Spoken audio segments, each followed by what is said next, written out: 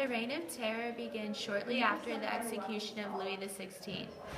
The first victim of the Reign of Terror was Marie Antoinette. She was taken with her children and locked into prison. Later, she was sent to the guillotine. Public executions were considered educational.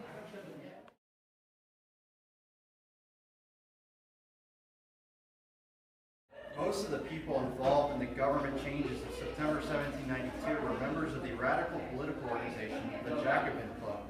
One of the most prominent Jacobins, a club member, as club members were called, was Wake up. Oh, hey. Who are you? I'm Marie Antoinette, and I will be your guide to the Reign of Terror. Okay, sure, whatever that is. As long as we get back before lunch. Follow me.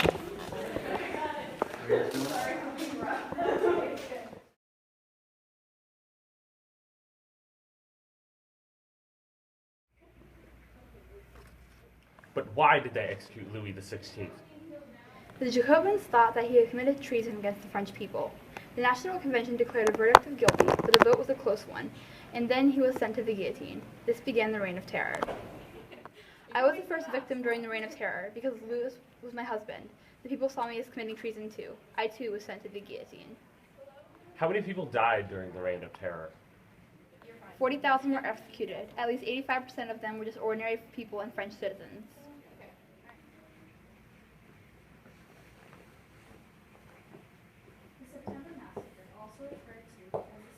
Who are these ghosts?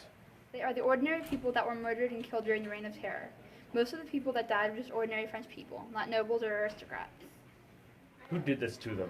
Who gave the order to send them to death? How about I show you?